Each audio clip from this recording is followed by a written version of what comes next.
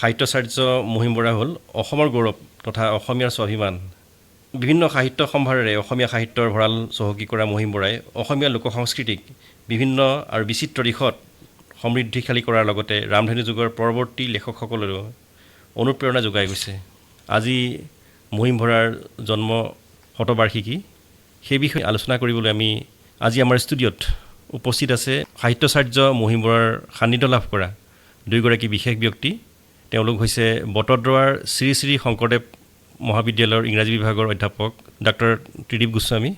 নমস্কাৰ। নমস্কাৰ। আৰু কনচেপ্ট কনিষ্ঠ মহাবিদ্যালয়ৰ অৰ্থনীতি বিভাগৰ অধ্যাপক শ্ৰীযুত গিৰীশ দাস। নমস্কাৰ। আপোনালোক দুইজনলৈ আমি ষ্টুডিঅ'লৈ স্বাগতম জনাইছোঁ।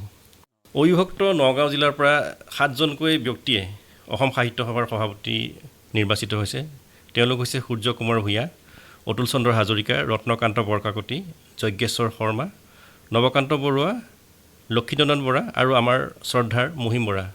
হয়, সাহিত্যাচাৰ্য মহিম বৰাৰ এটা জীৱন আদৰ্শ, এক বিশাল জীৱন আদৰ্শ। আমি এটা সৰু এটা আলোচনাত তেওঁৰ জীৱনৰ পৰিধি আমি জুখিব নোৱাৰোঁ। নিশ্চয়। গতিকে সেই বিষয়ে আপোনালোক দুয়োজনে যিহেতু তেওঁৰ জীৱনত বিভিন্ন সময়ত তেওঁৰ সান্নিধ্য লাভ কৰিছিল, এই বিষয়ে প্ৰথমে শ্ৰী গিৰীশ দাস ডাঙৰীয়া, হয়, আপোনাৰ পৰা কিছু জানিব বিচাৰে।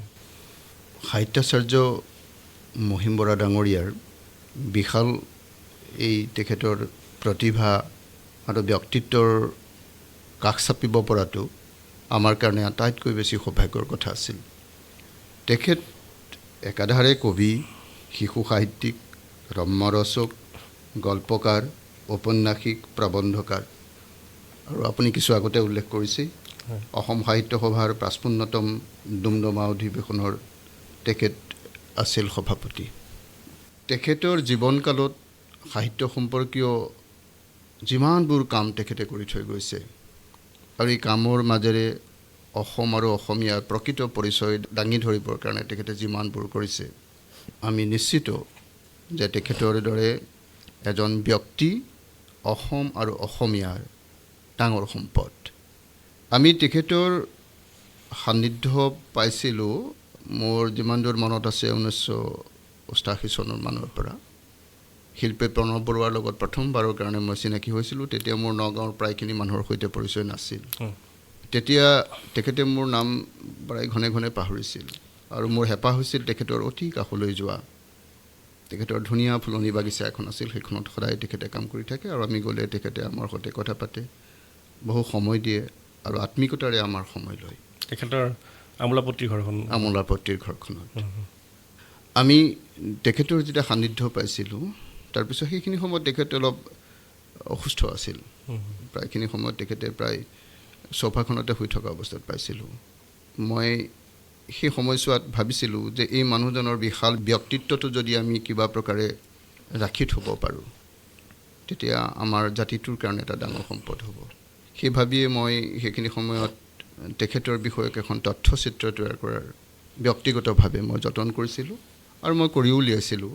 নাম দিছিলোঁ এছেৰেঙা সুমথিৰা ৰোড। সেইখিনি সময়ত আমাৰ যিটো লোকেল চেনেল আছিল, প্ৰচাৰ হৈছিল। কিমান সময়ৰ আছিল এইখন? আমাৰ 35-40 এনেকুৱা মিনিটছৰ আছিল। নাম ৰাখিছিলোঁ এছেৰেঙা সুমথিৰা ৰোড। আৰু সেই সময়ছোৱাত মই তেখেতৰ খুব কাষলৈ যাব লগা হ'ল আৰু সেই ঘনিষ্ঠতাটো মোৰ জীৱনৰ শেষৰ সময়লৈকে থাকিল। শেষততো তেখেতে মোক তেখেতৰ অভিভাৱকৰ দৰে গ্ৰহণ কৰিবলৈ ল'লে। মেল মিটিঙত তেখেতৰ লগতেই যাব লাগে সদায়। মোৰ বেগটোত তেখেতৰ কাৰণে ফাৰ্ষ্ট এইড, যিখিনি প্ৰাথমিক চিকিৎসাৰ বস্তু মই লগতে কঢ়িয়াই ফুৰোঁ। আনকি চুগাৰ কমি গ'লে কিবা সংকট হ'ব নেকি ভাবি অকণমান চেনিও লৈ ফুৰিব লাগে। সেইখিনি তেখেতে বৰ আমোদ পায়, তেনেকৈ তেখেতৰ যতন কৰা দেখিলে। এয়া আমাৰ সৌভাগ্য আছিল। ঘৰুৱা সম্পৰ্ক খুব নিবিড় আছিল।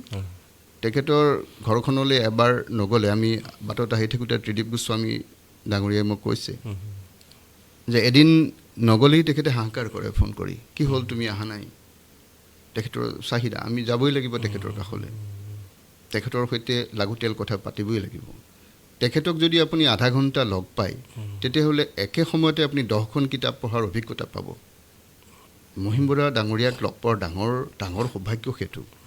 আৰু মই সকলো সময়তে জাতিটোৰ কাৰণে ভাবা, জাতিটোৰ উন্নতিৰ কথা চিন্তা কৰা, সাহিত্যৰ উপৰিও জাতিটোৰ কথা ভাবা, জাতিটোৰ মংগলৰ কাৰণে চিন্তা কৰা এজন মানুহ পালোঁ মই মোৰ জীৱনত, সেইজন মহিম বৰা ডাঙৰীয়া, অনন্য এই ক্ষেত্ৰত তেখেতৰ যি বিশাল ব্যক্তিত্ব, এই ব্যক্তিত্বটো আজি আমাৰ সীমিত সময়ৰ ভিতৰত নিশ্চয় আমি শেষ কৰিব নোৱাৰিম। তেখেতে কিমান গ্ৰন্থ লিখিছে, কিমান তেখেতে বঁটা বাহন পাইছে, অসমীয়া প্ৰতিজন মানুহেই কম বেছি পৰিমাণে ভালকৈ জানে। কিন্তু এই যে ব্যক্তিগত সম্পৰ্ক, যিবোৰ সম্পৰ্কত তেখেতে মানুহক নৰনাৰায়ণ বুলি কয়, এদিন মানুহ নহ'লে তেখেতে হাহাকাৰ কৰে, মানুহক ঈশ্বৰৰ প্ৰতিনিধি বুলি মানুহক ঈশ্বৰৰ প্ৰতিনিধি বুলি কয়, তেখেতৰ সকলোবোৰ সৃষ্টি ভগৱত কৃপা বুলি কয়, সকলো ভগৱত কৃপা, তেওঁৰ সৃষ্টিবিলাকো ভগৱত কৃপা। ইমান সৰল আৰু সহজ মানুহজনৰ তেখেতৰ কলমত কিন্তু যাদু আছিল। তেখেতে যি লিখিছিল সেয়াই সোণৰ কলমৰে লেখা একোটা অতি মূল্যৱান সৃষ্টিৰ দৰে আছিল, আৰু সেইবোৰ আমি প্ৰত্যক্ষ কৰিছিলোঁ। তথা প্ৰসংগত তেওঁ কৈছিল যে গিৰিশ, এনেকুৱা এটা সমস্যা, মইতো এতিয়া লিখিবই নোৱাৰা হ'লোঁ। শ্ৰুত লেখন দিলে কোনোবাই লিখিব পাৰিলে বেয়া নহয়, গতিকে মোৰ সেই তাহানিতে প্ৰকাশ কৰিব লগা এখন গ্ৰন্থ, যিখন বিভিন্ন সুবিধা অসুবিধা আৰু কিছুমান দুৰ্ঘটনাৰ কাৰণে থাকি গ'ল, সেইখন পুনৰ ছপাব পাৰিলে ভাল। সেই গ্ৰন্থখন লিখিবৰ কাৰণে মানে শ্ৰুত লেখক হিচাপে সেইখিনি সময়ত কল্পজ্যোতি বৰুৱা নামৰ এজন আমাৰ ৰাইডিঙীয়াৰ ল'ৰা, তেখেতে বহু গভীৰভাৱে লাগি থাকিল আৰু অতি নিবিড়ভাৱে তেখেতক সহায় কৰিলে লিখি। মই বহি থাকোঁ আৰু সেইখিনি সময়ত চোফাখনত বহি মই চৰিত্ৰবিলাকৰ আঁত ধৰিব লাগে। বয়স হৈছিল তেখেতৰ, গতিকে চৰিত্ৰবোৰ কেতিয়াবা নামটো, নায়কৰ নামটো আকৌ পৃথক হৈ যায়, কেতিয়াবা নায়িকাৰ নামো পৃথক হৈ যায়, কৈ থাকোঁতে সেইখিনি আকৌ আঁত ধৰিব লগা হয়। এইটো বয়সৰ সমস্যাৰ কাৰণে হৈছিল।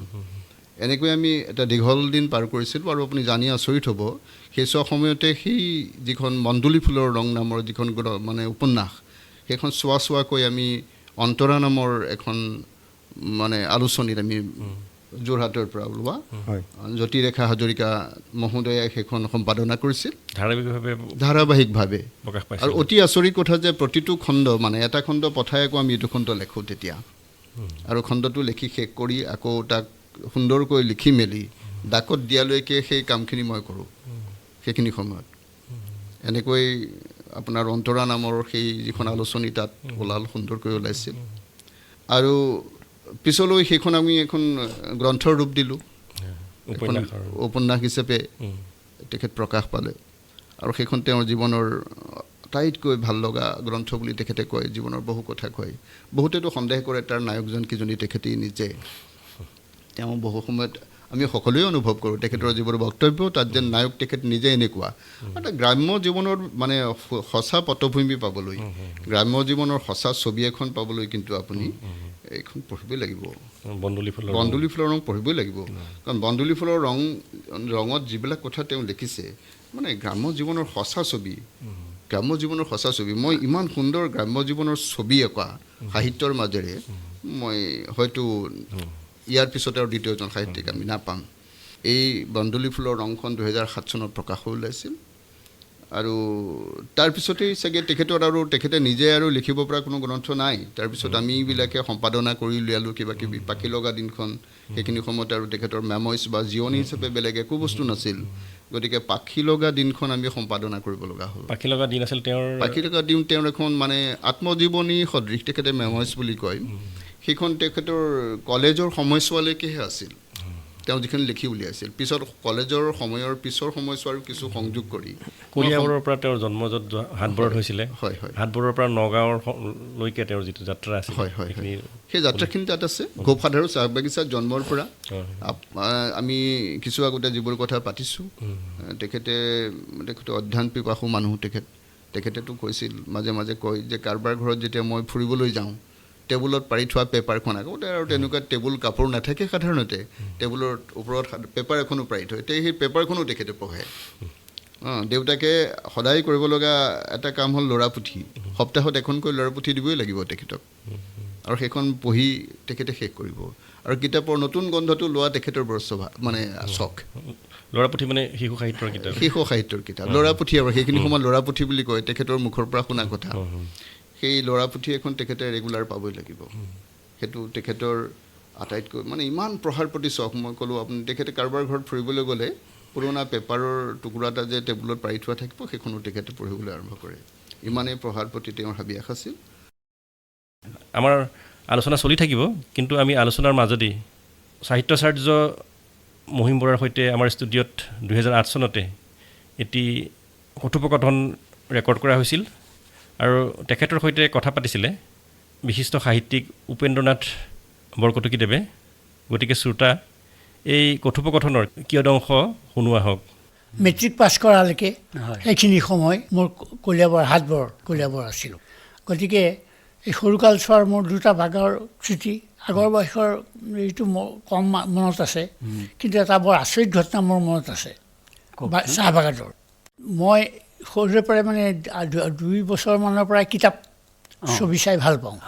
দেউতাই এতিয়া উপায় নাপায়, তেতিয়া সেই ল'ৰা শিক্ষা নে কি আছিলে সেইখন কিতাপ আনি দিয়ে। সেই কিতাপখন নতুন কিতাপ পালে মই তাৰ গুণটো লওঁ। নতুন কিতাপৰ এটা বেলেগ গুণ থাকে নহয়, সেই গুণটো মই বৰ ভাল পাওঁ। এই গুণটো শেষ হ'লে কিতাপখন মই যেনে তেনে ফালি পেলাওঁ, যাতে দেউতাই আৰু অকণ আনি দিয়ে। 2 আনা নে 1 আনা দাম কিতাপখনৰ দাম তেতিয়া, হ'লেও সেই 1 আনা 2 আনা পইচা যথেষ্ট পইচা আৰু আমাৰ কাৰণে। মই সেই ল'ৰা শিক্ষাখন চাওঁ আৰু ছবি লাগে মোক, ছবি নাথাকিলে বৰ বেয়া লাগে। এই মানুহজনৰ ব্যক্তিত্ব আপুনি কৈ শেষ কৰিব নোৱাৰা ব্যক্তিত্ব। মই আজি মানে কিছু আৱেগপ্ৰৱণ হৈছোঁ আৰু এনেকৈ লগ পাই মহিম বৰাদেৱক যেন আকৌ মোৰ চকুৰ আগত ভাঙি থকা দেখিছোঁ। তেখেতৰ কথা বতৰাবোৰ যেন মোৰ কাণলৈ পুনৰ ঘূৰি আহিছে। এইখিনি কথা তেখেতৰ সেইখিনি সময়ত তেওঁ যিখিনি কবিতা লিখিছিল, কবিতা তেওঁ জানে গাঁৱৰ গাভৰু, আমাৰ ত্ৰিদীপে জানিব। আমি কবিতাৰ প্ৰসংগতে যেতিয়া আৰম্ভ কৰিছোঁ, প্ৰত্যেক সাহিত্যৰে প্ৰথম যিটো সাহিত্য আৰম্ভ কৰি কবিতাৰ মাজতেই আৰম্ভ কৰিছিলে। সাহিত্যাচাৰ্য মহিম বৰা এই ক্ষেত্ৰত নিশ্চয় ব্যতিক্ৰম নহয়। তেখেতে আচলতে তেখেতৰ গোটেই সাহিত্যৰ জীৱন কবিতাৰে আৰম্ভ কৰিলে। গাঁৱৰ গাভৰু, পুৰণা ভেটি, যিবোৰ পিছলৈ হেৰাইছে। এই সম্পৰ্কে আমি আপোনাৰ সৈতে কথা পাতিম। আমি ডক্টৰ ত্ৰিদীপ গোস্বামীৰ ওচৰলৈ আহিছোঁ। আপুনি কেইদৰে লগ পাইছিলে? মই বিশেষকৈ কবিতাৰ ক্ষেত্ৰতে আৰম্ভ কৰি যিহেতু কৰিছিলোঁ। হয়, কবিতাৰ ক্ষেত্ৰতে তেখেতৰ বিষয়ে ক'বলৈ হ'লে এনেই সাধাৰণতে মহিম বৰা ছাৰৰ লগত মোৰ যিটো ব্যক্তিগত সম্পৰ্ক, সেই সম্পৰ্কটো আৰম্ভ হৈছিলে দেউতাৰ দ্বাৰা। দেউতা ছাৰৰ ছাত্ৰ আছিলে, সেই সূত্ৰে ছাৰে মোক ছাত্ৰ নাতি বুলি মাতিছিলে। ছাৰৰ কবিতা সম্পৰ্কে ডিৰেক্টলি ক'বলৈ যোৱাৰ আগতে দুটামান কথা মই ক'ব লাগিব যে ছাৰ কেনেকুৱা ধৰণৰ কবি। ছাৰ মানুহৰ কবি, 1 নম্বৰ কথা। ছাৰ প্ৰকৃতিৰ কবি, ছাৰ ভগৱানৰ কবি। ছাৰৰ প্ৰথম যিখন কবিতা পুথি ৰঙাজিয়াখনৰ কাৰণেই অসমত তেখেতক জানিছিলে, ভাৰততো জানিছিলে। তাৰ কবিতাবিলাক কিছুমান কবিতা ভাঙনিও হৈছিলে। ৰঙাজিয়াৰ কবি বুলি সকলোৱে জানে। কিন্তু ছাৰৰ ঘৰলৈ সোমোৱাই যাওঁতেই ফ্ৰণ্টতে এটা মানে বাকচ এটা আছে ওপৰফালে, আমোলাপতিৰ ঘৰটোত। বাকচটোত আপোনাৰ বহুতো কাগজ পাতি আছে। আৰু এদিন ছাৰক মই সুধিলোঁ যে ছাৰ এই বাকচটোত কি আছে? যে তেতিয়া মোক ক'লে যে ইয়াত বহুত কাগজ পাতি আছে, কিন্তু বহুত লেটাৰ, এইবিলাক হ'লে তোমাৰ চৰ্দি লাগিব, আৰু মোৰ জানাই মোৰ চৰ্দিৰ প্ৰব্লেমটো থাকেই অনবৰতে। তুমি যদি এটা কাম কৰিব পাৰা যে গামোচা এখন মুখত মাৰি লৈ যদি এইখিনি নমাব পাৰা, তেতিয়াহ'লে কিন্তু তুমি কিবা পাই যাবা। আৰু মই তেতিয়া ছাৰৰ কথা মতে মুখত গামোচা এখন মাৰি গোটেইবিলাক নমাই আনিলোঁ। আৰু শুনি আচৰিত দিব যে 43 চনত লিখা কিছু কবিতাৰ এখন বহি মই পালোঁ। আৰু ইমান মই উৎসাহিত হ'লোঁ যে সেই কবিতাখিনিৰ লগে লগে ছাৰে অঁকা ছবিও আছিলে। ছাৰ এজন আৰ্টিষ্ট, আৰু এজন আৰ্টিষ্ট আমাৰ মানে সোমাই হয়তো নাইকিয়া হৈ গ'লহেঁতেন, কোনো গম নাপালেহেঁতেন। কবিতাখিনি উলিওৱাৰ পিছত ছাৰক মই দেখুৱালোঁ। ছাৰে দেখা পালোঁ 43 চনৰ পৰা কবিতা আছে। সেইবিলাক কবিতা ক'তো ওলোৱা নাছিলে, অপ্ৰকাশিত ৰূপত আছিলে। আৰু হয়তো এনেকুৱা হ'লহেঁতেন সেইবিলাক অদৰকাৰী কাগজ পাতি বুলি কোনোবাই জ্বলাই দিলেহেঁতেন, শেষ হৈ গ'লহেঁতেন। যেতিয়া কবিতাখিনি ছাৰে চাই পেলাই মোক ক'লে এইখিনিতো বৰ সুন্দৰ হৈছে, এইখিনিতো বৰ সুন্দৰ কবিতা লিখিছিলোঁ। ছাৰে নিজেই কৈছে মই ইমান ভাল কবিতা তেতিয়াই লিখিছিলোঁ বুলি মোৰ ভাবেই নহয় মনত। জীৱনৰ আগছোৱা সময়ত আগত 43 চনত লিখা কবিতা। তেওঁ সেই সময়ত কলেজীয়া ছাত্ৰ আছিল, নিশ্চয় কলেজীয়া ছাত্ৰ আছিলে। আৰু ছাৰে মোক ক'লে যে হেৰি নহয়, এই কবিতাখিনিৰ নামটো মই নাম এটা দিব বিচাৰিছোঁ তোমাক, সেই নামটো দি পেলাই তুমি কবিতাখিনি উলিয়াই দিয়া। মই ছাৰক ক'লোঁ ছাৰ কবিতাখিনিৰ নামটো কি দিম কওক। তেতিয়া ক'লে যে তুমি বাটৰ একোজ বগৰী দিয়া, দি পেলাই কবিতাখিনি উলিয়াই দিয়া, কিন্তু যেনেকৈ আছে তুমি তেনেকৈ উলিয়াই দিয়া। আৰু আচৰিত হ'ব যে 1941 চনত 8মান শ্ৰেণীত পঢ়ি থাকোঁতে তেখেতে আগবাঢ়া তৰুণ অসম বুলি যিটো প্ৰথম কবিতা লিখিছিলে, তাৰ আগতো চাগে কবিতা লিখিছিলে। দুটামান বাক্য মাতি দিলে আপুনি নিশ্চয় ভাল পাব।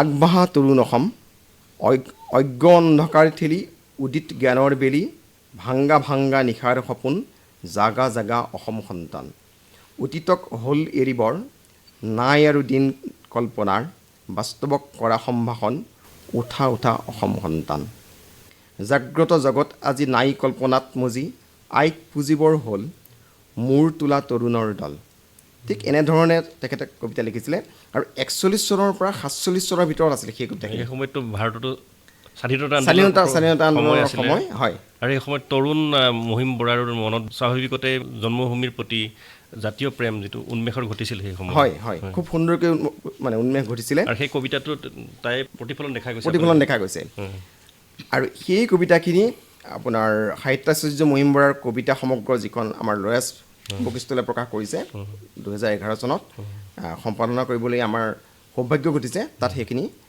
সংকলিত হৈছে খুব সুন্দৰ কথা হৈছে এই চেগতে মই আমাৰ ৰঙাজীয়া যিটো কবিতা তেওঁক ৰঙাজীয়া কবি হিচাপে যিহেতু জনা যায় আমাৰ আকাশবাণী নগাঁৱৰে অৱসৰপ্ৰাপ্ত ঘোষক শ্ৰী চিদানন্দ দেৱগোস্বামী ডাঙৰীয়াই পাঠ কৰিছিল কবিতাটো আমাৰ শ্ৰোতা ৰাইজৰ বাবে আমি এই কবিতাটো আগবঢ়াইছোঁ ৰঙাজীয়া হঠাৎ খলকে বুকু গভীৰ ব্যথাত অৱশিষ্ট আৰু এটি ৰোল জানো তাত তাহানিৰ জিৰণীয়া মাছ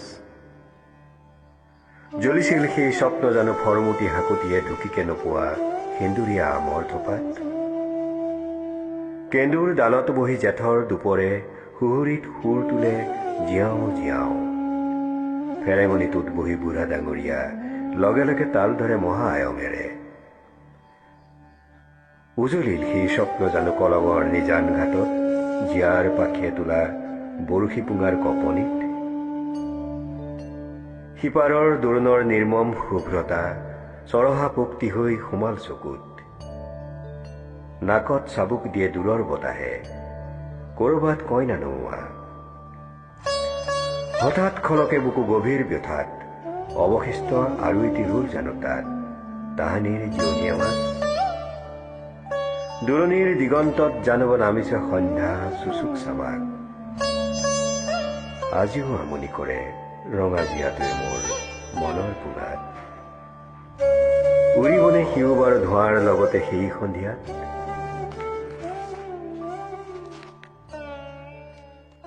এই ৰঙাজীয়া কবিতাটো তেওঁৰ বহুলভাৱে পঠিত কবিতা এই কবিতা সমাদৃত কবিতা হয় সেই নামেৰে ৰঙাজীয়াৰ কবি নামেৰেও জনাজাত বিশেষকৈ তেওঁৰ কবিতাৰ মাজতে তেওঁৰ যিটো জীৱনবোধ নিশ্চয়কৈ ফুটি তুলিছে কবিৰ যিটো আপোনাৰ প্ৰকৃতি প্ৰেম যিটো আছে ৰঙাজীয়া নহয় পুখুৰী পৰিচয় ভৰলী পাৰৰ আবেলি আটাইতকৈ ভাল কবিতা তেখেতে নিজেও ভাল পায় মাছ হয় দেই এই কবিতাবোৰ যাদুকৰী কবিতা আৰু এটা কবিতাৰ কথা ক'ব লাগিব উভতি অহাৰ কথা আৰু উভতি নহাৰ কথা সেইকেইটা কবিতা মানে আচলতে কালচেতনা একদম সম্পূৰ্ণ আৰু ছাৰৰ কবিতাৰ কথা ক'বলৈ গ'লে আৰু এটা কথা ক'ব লাগিব ছাৰৰ ৱৰ্ডছ অৰ্থৰ ডেফোডিলছ কবিতাটো ছাৰে ভাঙনি কৰিছিল দেই অসমীয়ালৈ তৰ্জমা কৰিছিল মানে 85 বছৰ বয়সৰ পিছত ভাঙনি কৰিছিলে আৰু মই ছাৰৰ তালৈ যে গৈ থাকোঁ মোৰ এটা তেখেতৰ লগত এটা সম্পৰ্কটো বৰ ঘনিষ্ঠ সম্পৰ্ক থকাৰ কাৰণে মই নগ'লে মানে খুব অকলশৰীয়া বোধ কৰোঁ সেইকাৰণে ছাৰৰ তালৈ যেতিয়া যাওঁ ছাৰে এদিন ক'লে মোক হেৰি নহয় এই ডেফোডিলছ কবিতাটো ভাঙনি কৰিলোঁ সেই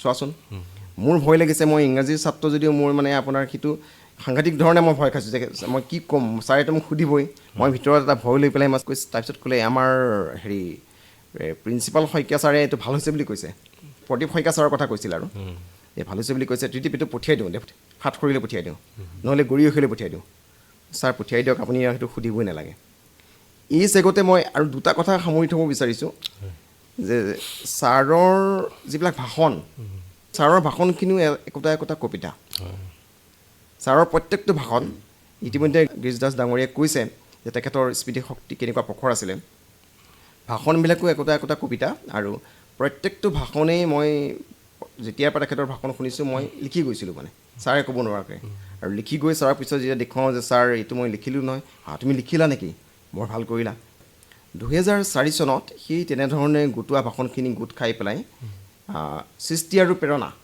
আৰু তাতকৈ ডাঙৰ কথা যিটো যে ছাৰৰ চিঠিবিলাক সেইখিনি কথা ক'বই লাগিব ছাৰৰ চিঠিবিলাক ছাৰে লিখা চিঠিবিলাক আৰু ছাৰলৈ লিখা চিঠিবিলাক বিভিন্নজন ব্যক্তিয়ে সেইবিলাক আপোনাৰ প্ৰফুল্ল চন্দ্ৰ গোস্বামী অতুল চন্দ্ৰ হাজৰিকা যোগেশ দাস বেণুধৰ শৰ্মা গৌৰী বৰ্মন, LC জৈন, হীৰেণ গোহাঁই, চন্দ্ৰপ্ৰসাদ শইকীয়া, দীপক গোস্বামী, ভৱেন্দ্ৰ নাৰায়ণ দত্তবৰুৱা, এনেকৈ প্ৰায় শতাধিক সমসাময়িক সুনীত বিজয় দাসলৈকে, মামণি ৰয়ছম গোস্বামী, চন্দ্ৰপ্ৰসাদ শইকীয়া, মহেন্দ্ৰ বৰঠাকুৰ, এনেধৰণৰ যিখিনি সনত বন্দ্যোপাধ্যায়, বিশ্বনাৰায়ণ শাস্ত্ৰী, নীলমণি ফুকন, এইসকল ব্যক্তিৰ যিখিনি চিঠি তেখেতৰ তাত আছিলে, সেইখিনি মোক এদিন ক'লে যে আহাচোন ভিতৰলৈ। আহা মানে ছাৰে য'ত প্ৰাৰ্থনা কৰে, সেই প্ৰাৰ্থনা কৰা কোঠাটোৰ লগত পোনে পোনে এটা আলমিৰা আছিলে। সেই কৈছে আহাচোন এইটো খোলা, এইবিলাক চোৱাচোন। চিঠিখিনি দিলে মই চালোঁ আৰু দেখিলোঁ গোটেইবিলাক ভেলুৱেবল চিঠি, ছাৰেখিনি প্ৰকাশ কৰিব পাৰি। কৈছে দিয়া। সেইখিনি চিঠি আপোনাৰ প্ৰকাশ হৈছে মহিম বৰা জীৱনৰ সৰুবৰ আলিয়েদি, যিখন কিতাপ সম্পাদনা হৈছে 2005 চনত। তাতে আমি সেইখিনি সন্নিৱিষ্ট কৰিছোঁ। ছাৰক বিচাৰি পাবৰ কাৰণে, ছাৰৰ কবিতাৰ বিষয়ে জানিবৰ কাৰণে, সেইখিনিও যেন আন এক দলিল। এই কিতাপখন কথাৰ বাৰ্ষিক যিটো মানে চিলেক্টেড 100 বুকছ, তাত এই কিতাপখনে স্থান পাইছিলে সেইখিনি সময়ত দেই, 2005-06 চনত। 100খন নিৰ্বাচিত গ্ৰন্থৰ এখন আছিলে এইখন। আৰু মই ভাবিছোঁ যে মহিম বৰা ছাৰ বিষয় হোৱাৰ কাৰণে কিতাপখনে 100খন গ্ৰন্থৰ ভিতৰত সোমাই গ'ল। যিহেতু ভাৰত ভিত্তিক কৰে। হয় হয় হয়, ভাৰতৰ 100খন গ্ৰন্থৰ ভিতৰত এখন নিৰ্বাচিত গ্ৰন্থ আছিলে। হয়, খুবেই উল্লেখনীয় কথা এইটো। হয়, আৰু এটা কথা মই ক'ব লাগিব। সেইটো কথা হ'ল যে ছাৰৰ স্মৃতি শক্তিৰ কথা, মণ্ডলী ফুলৰ ৰঙৰ কথা মই ইতিমধ্যে গিৰীশ দাস ডাঙৰীয়াই কৈছে। আমি কোনোবা এজন ব্যক্তিয়ে কিবা এটা প্ৰবন্ধ গল্প লিখিবলৈ 2 দিন লিখাৰ পিছত ধৰি লওক মাজত গেপ দিয়াৰ পিছত আকৌ লিখিবলৈ এটা মানে খোজা লাগে, ক'ৰ পৰা লিখিব, কি লিখিব।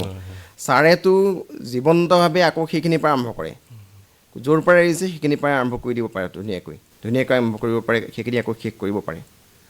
আৰু ভাগৱত আৰু ৰামায়ণ আৰু মহাভাৰতৰ কথাবিলাক ছাৰৰ জল পট নখদৰ্পণত গোটেইখিনি কথা কৈ দিব পাৰে। শ্যামন্তমণিৰ পৰা পাৰদলৈকে, আপোনাৰ ইংৰাজী সাহিত্যৰ এংলো ছেকশ্যনৰ পৰা একদম মডাৰ্ণ যুগলৈকে আচৰিত লাগে যে ছাৰে নজনা কথা নাই, বহুতখিনি কথাই ছাৰে। আৰু দেশাত্মবোধ, জাতি মাতি ভেটি যি কথা, সেই কথা ছাৰৰ কিন্তু খীৰাই ভগৱত প্ৰীতি, ভগৱানৰ যি প্ৰীতি, সেই ভগৱত প্ৰীতি হ'লেই সকলো কাম কৰিব পাৰি। গতিকে সেইখিনি বাদ দি পেলাই বাকী কথা একো নাই। আৰু স্থলে বলে কৌশলে কৰিও স্কন্ধপাত, সেই কথাটো ছাৰে কিন্তু সদায় কয় যে তুমি কিন্তু নিজৰ জাতি মাতি ভেটি ৰাখিবৰ কাৰণে শত্ৰুক দমন কৰিবই লাগিব। গতিকে সেই যে সাহিত্যাচাৰ্য মহিম বৰাজন, আৰু যে হাঁহিৰ যে কিমান এটা সঁফুৰা, ছাৰ হাঁহিৰ সঁফুৰা, যিকোনো কথা আপোনাৰ তৎক্ষণাত এটা কথা কৈ থাকিব, আপোনাৰ খুব ভিতৰুৱা ডাঙৰ ডিপ কথা এটা কৈ থাকিব, তাৰ মাজত তিনিকটা কথা কৰিব, আপুনি হাঁহিয়ে থাকিব নোৱাৰিব। এই ক্ষেত্ৰত মই এটা কথা কওঁ, মহিম বৰা ডাঙৰীয়াই তেওঁৰ যিটো সৃষ্টি মানে ৰম্য ৰচনাবিলাক এটা বিশেষ এটা নাম এটা দিছিলে, লাহতি ৰচনা বুলি কোৱা হৈছে। হয়, খুব সম্ভৱ তেওঁ প্ৰথমভাৱে তেওঁ শব্দটো প্ৰয়োগ কৰিছিল লাহতি ৰচনা। হয়, ছাৰে দুটা শব্দ প্ৰয়োগ কৰিছে একদম নিজস্বভাৱে। এটা হৈছে লাহতি ৰচনা, আনটো হৈছে আপোনাৰ চুতলেখন। অনুলেখন শব্দটো 2004 চনত আপোনাৰ মধ্যকালীন সাহিত্য সভা হোজাই মোক ক'লে, তুমি মোৰ এতিয়া হেৰিটো লিখিব লাগিব নহয়, মই কৈ যাম, তুমি লিখি যোৱা। এতিয়া মই ক'লোঁ, ছাৰ বহুত দীঘল লিখিবলগীয়া হ'ব বাৰু, আপোনাৰ সন্ধ্যা সময়ত আহিম। সন্ধ্যা সময়ত ছাৰ ঘৰ পালোহি। তাৰপিছত পৰিবাৰে আমি দুই বহিলোঁ, লিখিলোঁ। ছাৰ তলত এতিয়া কি লিখিম? ছাৰে ক'লে, তুমি এইটো অনুলেখন নিলিখিবা, চুতলেখন লিখা। আৰু সেই চুতলেখন শব্দটো ছাৰে কিন্তু এটা গঢ় দি থৈ গ'ল। আপোনাৰ সৈতে কথা পাতিম। আমি গিৰীশ দাস ডাঙৰীয়াৰ ওচৰলৈ আহিছোঁ। এজন নগঞা হিচাপে মহিম বৰাৰ যিটো কলঙক লৈ ভালেখিনি সৃষ্টি হৈছে, বিশেষকৈ কলঙৰ ব্ৰহ্মপুত্ৰৰ লগত সুঁতি যিটো বন্ধ কৰাৰ পিছত যিখিনি সমস্যাৰ সৃষ্টি হৈছিল, সেইবিলাকৰ বিষয়েও মানে তেওঁৰ বিভিন্ন ৰচনাত উল্লেখ কৰিছে বস্তু। মই কাব্য সম্পৰ্কে কথাখিনি আঁত ধৰি পেলাই এটা আপোনাৰ অনুমতি সাপেক্ষে এটা কথা কৈ যাওঁ। মই মহিম বৰা ডাঙৰীয়াৰ মানে আপুনি নিজেও প্ৰথমে কৈছিলে যে তেখেতে জীৱনৰ প্ৰথম অৱস্থাত কাব্যৰে আৰম্ভ কৰিলে তেখেতৰ লেখাসমূহ, কাব্যৰে তেখেতৰ লেখাসমূহ আৰম্ভ কৰিছে। গতিকে তেখেতৰ এই আপুনি শুনি ভাল পাব যে কাঠনি বাৰী ঘাট নামৰ যিটো গল্প, এই গল্পৰ কথাবস্তুক তেখেতে প্ৰথমে কবিতাৰেহে লিখিছিল। আৰু মই ভাবোঁ, মোৰ মনৰ কথা এইটো, যে মানে 50ৰ দশকত যেতিয়া আধুনিক কবিতাবোৰ গা কৰি উঠিল, সেই কবিতাবিলাকৰ সৈতে তেখেত একাকাৰ হ'ব নোৱাৰিলে। তেখেতৰ কবিতাৰ যিটো ধাৰা আছিল, এই ধাৰাটোৰ সৈতে এই অতি মডাৰ্ণ যিবিলাক কবিতা, আধুনিক কবিতা, তাৰ সৈতে তেখেতে হয়তো একাকাৰ হ'ব নোৱাৰিলে। আৰু তাৰমানে তেখেতে গল্পৰ মাজৰে তাৰপিছত হয়তো সোমাই গৈছে। কবিতাৰ তেওঁ সীমাবদ্ধতা এটা পালে। সীমাবদ্ধতা এটা পালে আৰু তাৰপিছতে তেওঁ সেই কাঠনি বাৰী ঘাট বিষয়বস্তুক লৈ লেখা কবিতাটো প্ৰথমে কবিতাৰে আৰম্ভ হৈছিলে। কবিতাৰে আৰম্ভ কৰি পিছলৈহে তেওঁ গল্প কৰিছে। আৰু অতি আচৰিত কথা যে এইটো সম্পূৰ্ণ গল্প এটা কৰি শেষ কৰিবলৈ 10 বছৰ সময় লাগিছে তেখেতৰ। ইয়াত তেখেতৰ মানে যিটো অনুশীলন এটা গল্পৰ কাৰণে 10 বছৰ মানে তেওঁৰ মই ৰচনাৰ ডাঙৰ যিটো যাদুকৰী কথা সেইটো হ'ল ত্ৰিমাত্ৰিক যিটো ৰচনা, এটা চৰিত্ৰৰ যিটো ত্ৰিমাত্ৰিক প্ৰকাশ, 3 ডাইমেনশ্যনেল, এইটো তেখেতৰ লেখাত অতি প্ৰকট। সেয়া মই মানে তেখেতৰ কবিতাৰ পৰা গল্পলৈকে তেখেত আহিব লগা সেই ধাৰাটোৰ মাজত মই হয়তো মোৰ মনৰ ভাৱটো ক'লোঁ আপোনাক। কিন্তু আপুনি হয়তো এতিয়াও বুজিছে যে তেখেতে যিহেতু আপোনাৰ কাঠনিবাৰী ঘাটো তেখেতৰ বিষয়বস্তু এটা কবিতাহে কৰিছিল। আৰু কলং সম্পৰ্কে আপুনি যিটো প্ৰশ্ন মোক কৰিছে, কলঙৰ বিষয়ত মইতো আপোনাৰ ত্ৰিদীপ গোস্বামীৰ হাতত এই কলং বিষয়ক তেখেতৰ লেখা মেলাৰ কিবা সমল আছে নেকি তোমাৰ? তেখেতৰ এনেইতো সাধাৰণভাৱে আলোচনাৰ মাজত আমাৰ কলঙৰ বিষয়বস্তু থাকেই ইন জেনেৰেল, কিন্তু কলঙৰ বিষয়ক লৈ তোমাৰ হাতত কিবা ৰচনা আছিল নেকি সেইখিনি সময়ত? তেনেকুৱাটো কথা তেখেতৰ এখন নদীৰ মৃত্যু, যিটো এখন নদীৰ মৃত্যুটোতো ডিৰেক্টলি কলঙক লৈ লেখা। আৰু চাওক, কোনো এটা সময়ত লিখা মেলা কৰা যিসকল ব্যক্তি, সেই সকলো ব্যক্তিৰ লিখনিত সমসাময়িক সমাজ চৰিত্ৰ বা পাৰিপাৰ্শ্বিক যিখিনি অৱস্থা সেইখিনি প্ৰভাৱ পৰেই, কিন্তু সেই ক্ষেত্ৰত কিমান ছাকচেছফুল হ'ব পাৰে। আৰু মই ভাবোঁ মহিম বৰা ছাৰ কিন্তু এখন নদীৰ মৃত্যু যিটো গল্প, সেই গল্পটো লিখি পেলাই সেইখিনি সময়ৰ কলিয়াবৰ, হাটবৰ, এইখিনি ঠাইৰ বা কলঙৰ পাৰে ইপাৰ সিপাৰ সেইখিনি লিখি পেলাই কিন্তু ছাৰ সাৰ্থক হৈছে। আৰু আপোনালোকে জানি ভাল পাব যে সেই গল্পটো গুৱাহাটী বিশ্ববিদ্যালয়ৰ চিলেবাছত, আইডলৰ যি চিলেবাছ, সেই চিলেবাছতো অন্তৰ্ভুক্ত হৈছে। এতিয়া শেহতীয়াকৈ অডিশ্যন নামৰ গল্পটো অল্টাৰনেটিভ ইংলিছত সোমাইছে। হয়।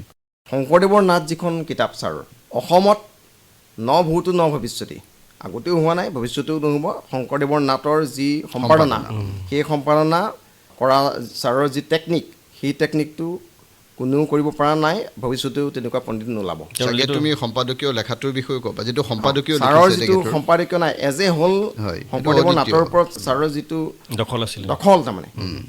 আৰু গোটেই কিতাপখন যদি তন্নতন্নকৈ চায়, তেতিয়াহ'লে পিছৰ পৰ্যায়ত শংকৰদেৱৰ নাট সম্পৰ্কীয় যিমানবিলাক সম্পাদনাৰ কিতাপ হৈছে, গোটেইখিনি প্ৰত্যক্ষ বা পৰোক্ষভাৱে ছাৰৰ কিতাপখনৰ পৰাই লোৱা। কলঙৰ সম্পৰ্কত ছাৰৰ কবিতাত কলঙৰ প্ৰভাৱ আছে, গল্প কেইবাটাও গল্পত আছে, কিন্তু এখন নদীৰ মৃত্যুটো ডিৰেক্টলি পোনপটীয়াকৈ কলঙৰ বিষয়ে আছে। আৰু সেইখিনি সময়ত হোৱা যিটো পৰিৱেশ, মানে যি দৈন্যতা, যে মানুহৰ কলংখন ভেটি দিয়াৰ লগে লগে মাছমৰীয়াসকলৰ মানে মাছ জীৱিকাৰ যিটো ৰাস্তাটো ব্লক হৈ গৈছে, বন্ধ হৈ গৈছে, দৈনন্দিন নিমখ তেলকণ কিনিবলৈ যিটো পইচা, সেই পইচাটো নাইকিয়া হৈছে, সেই গোটেইখিনি মিলাই এটা জল পটপট ছবি ছাৰে আমাৰ চকুৰ আগত দাঙি ধৰিবলৈ সমৰ্থ হৈছে। আৰু সি অকল সমৰ্থই নহয়, আচলতে চৌচাৰৰ প্ৰলগ টু দ্য কেণ্টেৰিবুৰী টেল যিধৰণে 14th চেঞ্চুৰীৰ দলিল, ঠিক সেইদৰে ছাৰৰ সেই নিৰ্দিষ্ট গল্পটোৱে যদি কয়, সেইখিনি সময়ৰ অৰ্থসামাজিক দলিল বুলি আমি ক'ব পাৰোঁ। শ্ৰী গিৰীশ দাস ডাঙৰীয়ালৈ তেওঁৰ যিটো সৃষ্টিত আপোনাৰ গ্ৰাম্য জীৱনৰ দুখ সুখ, সাধাৰণ মানুহৰ অৱস্থাৰ কথা তাত বৰ্ণনা হৈছে বস্তুখিনি। তিনি গ'ল নামৰ যিটো গল্প আপুনি কোৱাৰ লগে লগে মোৰ মানসপটত আকৌ সেই ছবিখন ভাহি আহিছে। তিনি গ'ল, তিনিআশী কলৰ যিটো কাহিনী, গল্পটো আপুনি নিশ্চয় পঢ়িছে। এই তিনি গ'ল যিটো গল্প, মই মোৰ মানে ছাত্ৰক যেতিয়া মই অসমৰ অৰ্থনীতি পঢ়াওঁ, সেই গল্পটো মই সিহঁতক পঢ়িবলৈ দিওঁ যে অসমৰ গ্ৰাম্য অৰ্থনীতি কেনেকুৱা। গাঁৱৰ অৰ্থনীতিটো খুব ভালকৈ জনা মানুহ, অতি নিবিড়ভাৱে জনা মানুহ মহিম বৰা ডাঙৰীয়া। কাৰণ তেখেতে সেই গ্ৰাম্য সেই পৰিৱেশটো ডাঙৰ হৈ আহিছে, জীৱনৰ উঠা নমাবিলাকত তেখেত ডাঙৰ হোৱা মানুহ। এটা সাধাৰণ অৱস্থাৰ পৰা তেখেতে খুব সাধাৰণ চাহ বাগিচাৰ পৰা যেতিয়া দেউতাক চাকৰিটো এৰি গুচি আহিব লগা হ'ল, তাৰ পিছৰ সময়ছোৱা তেওঁলোকৰ কাৰণে যথেষ্ট সংকটৰ সময় আছিল। যেতিয়া আছিল তেওঁলোকে, সেইখিনি সময় কষ্টকৰ সময় আছিল তেওঁলোকৰ। গতিকে বিভিন্ন গ্ৰাম্য ঘাট আৰু প্ৰতিঘাত তেখেতৰ কাৰণে অতি চিনাকি আছিল। এই চিনাকি কথাবিলাকৰ প্ৰতিফলনটো তেখেতৰ গল্পৰ প্ৰবন্ধত তিনি গ'ল নামৰ যিটো গল্প, তাত অতি সুন্দৰকৈ প্ৰকাশ পাইছে। অকল সেইটোৱেই নহয়, আৰু বহু গল্প প্ৰবন্ধত, ইভেন কবিতাটো আপুনি মাছ আৰু মানুহৰ কথা ক'ব পাৰে। তাৰপিছত আপুনি তৃতীয় শ্ৰেণীৰ যাত্ৰী সেইটো কথা ক'ব পাৰে। হয়। বৰযাত্ৰী যিটো হয় বৰযাত্ৰী গল্পটো পঢ়িলে আপুনি ভাবি থাকিব যে আপুনি এখন মানে চিনেমেটিক ৱৰ্ল্ডত থকা নিচিনা লাগিব। জীয়া ছবি এখন যেন একদম হৈ জীয়া আছে। ছবি মানে একদম মানে এনেকুৱা লাগে যেন ছাৰে এই কথাবিলাক কেনেকৈ লিখিছে মানে।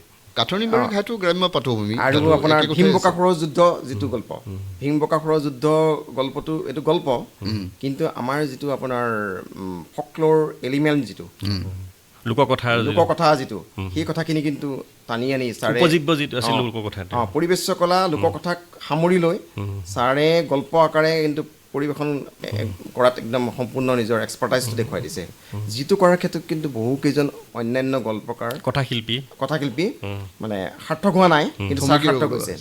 কিন্তু দুখৰ বিষয়ে এইখিনিতে এইটোৱেই যে নগাঁৱৰ পৰা দিল্লীলৈ বেছি দূৰ, গুৱাহাটীৰ পৰা দিল্লীলৈ কম দূৰ, গতিকে ছাৰ নগাঁৱত থাকি গ'ল। নগঞা সমাজৰ, নগঞা মানুহৰ, নগঞা গোটেই নগাঁৱৰ যিটো মাটি পানী গছ গছনিৰ প্ৰেমত ছাৰ থাকি গ'ল। গতিকে ছাৰে ব্যক্তিগতভাৱে কিন্তু বহুখিনি পাবলগীয়া বস্তু হেৰুৱাইছে জীৱনত আমাৰ কাৰণে। কিন্তু তাৰ মাজেদি ছাৰে এক শ্ৰেণী পাঠক সৃষ্টি কৰি থৈ গ'ল। ছাৰৰ নিজস্ব এক শ্ৰেণী পাঠক আছে, যিখিনি পাঠকে ছাৰক ভালদৰে পঢ়ে, ভালদৰে অধ্যয়ন কৰে। আৰু আপুনি জানি সুখী হ'ব যে মনোজ দাস আৰু মহিম বৰা ছাৰৰ গল্পৰ মাজত এতিয়া কম্পাৰেটিভ ষ্টাডি হৈছে, গৱেষণা বিষয় হৈছে। ৰবাৰ্ট ফ্ৰষ্ট আৰু মহিম বৰা ছাৰৰ কবিতাৰ মাজত কম্পাৰেটিভ ষ্টাডি হৈছে, তুলনামূলক হৈছে। আৰু সেই তুলনামূলক অধ্যয়নকেইটা কৰাৰ ক্ষেত্ৰত আমি অকণমান আগভাগ লৈছোঁ, গৱেষণা কাম আৰম্ভ হৈছে ইতিমধ্যে এই দুটা বিষয়ত। আৰু ছাৰৰ গল্প প্ৰবন্ধ কবিতা ইতিমধ্যে কেইবাটা ভাষালৈ ভাঙনি হৈছে আপুনি জানে। আৰু আমি নিজেও তেখেতৰ চিন্তা বিচিত্ৰা সাহিত্য বিচিত্ৰা কিছু প্ৰবন্ধ ইংৰাজীলৈ ভাঙনি কৰি আছোঁ। আৰু আমি আশা কৰিছোঁ যে ছাৰৰ মানে লিখনিৰ মই ভাবোঁ যে কোনো ধৰণৰ হেৰি নাই, তাৰমানে কোনো পাঠকৰ কাৰণে, কোনো শ্ৰেণীৰ নিৰ্দিষ্ট পাঠকৰ কাৰণে নহয়, নিভাঁজ আৰু সকলোৱে ল'ব পাৰে, সৰ্বগ্ৰাহী সকলোৱে ল'ব পাৰে, সৰ্বকালৰ কাৰণে। কাৰণ আপুনি চাওক দেই, এই যে ছাৰৰ যিখিনি নাটকৰ কথাটো আৰু শিশু সাহিত্যৰ কথাটো, নাটক আমাৰ ৰেডিঅ' নাটক কেইখনো তেওঁ লিখিছিলে। লাৰু গোপালৰ প্ৰেম আছিলে, লাৰু গোপালৰ বিবাহ আছিলে, তেনেকেই ছাৰৰ লাৰু গোপালৰ ঘৰ সংসাৰ আছিলে, পদুম কৰি 51 চনত, নিৰ্মল ভকত, পঞ্চশৰ, গৰখীয়া ভীম, তিনি গ'লটো, পাখি লগা দিন।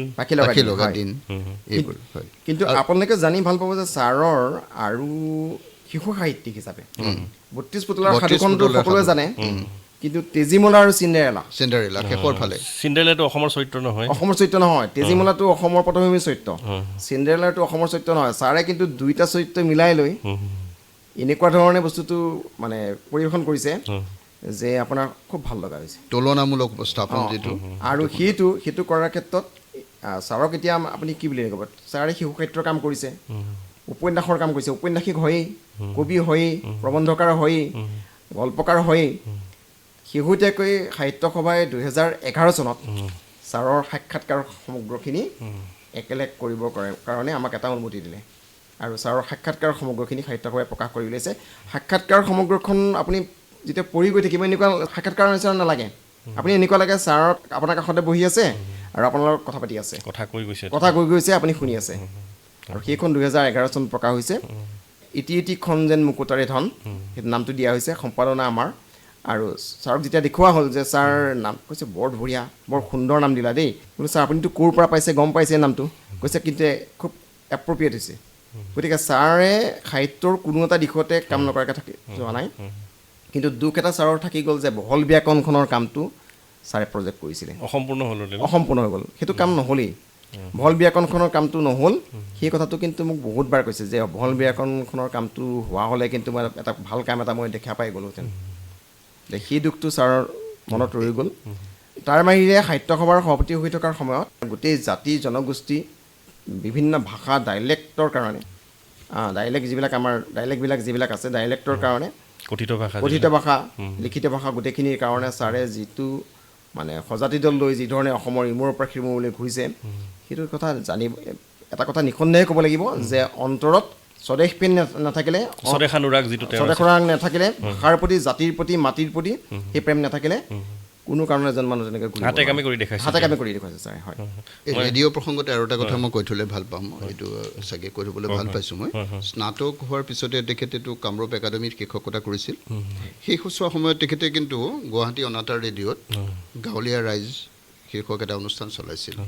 গাঁৱলীয়া ৰাইজৰ গাঁৱলীয়া ৰাইজ তেখেতে তাতে ধনবৰ কাই নামৰ নামটো লৈ তেওঁ পৰিচালক হিচাপে গাঁৱলীয়া ৰাইজৰ সেই সিদ্ধান্ত চলাইছিল সেইখিনি সময়ত। তেতিয়া তাৰ ছিগনেচাৰ গীত আছিলে ধৰক ৰাইজে মোৰ ৰজা ঐ, বুকুৰে বান্ধৈ ঐ, ৰাইজে মোৰ সেৱাৰে থলী। এইটো সেইখিনি মই মানে ৰেডিঅ' প্ৰসংগত আপোনাক সেই বিভিন্ন বাৰ্তা প্ৰেৰণ কৰিছিল তেওঁ। বিভিন্ন বাৰ্তা ৰাইজৰ মানে গাঁৱলীয়া ৰাইজৰ সুবিধাৰ কাৰণে, গাঁৱলীয়া ৰাইজৰ খেতি পথাৰ জীৱন সকলোতে সুবিধা হ'ব পৰাকৈ সেই অনুষ্ঠানটো প্ৰচাৰিত হৈছিল সেইখিনি সময়ত তেখেতৰ পৰা জনা। আৰু সেইখিনি আমাৰ অনাতাঁৰ সাহিত্য বুলি ক'ব পাৰি।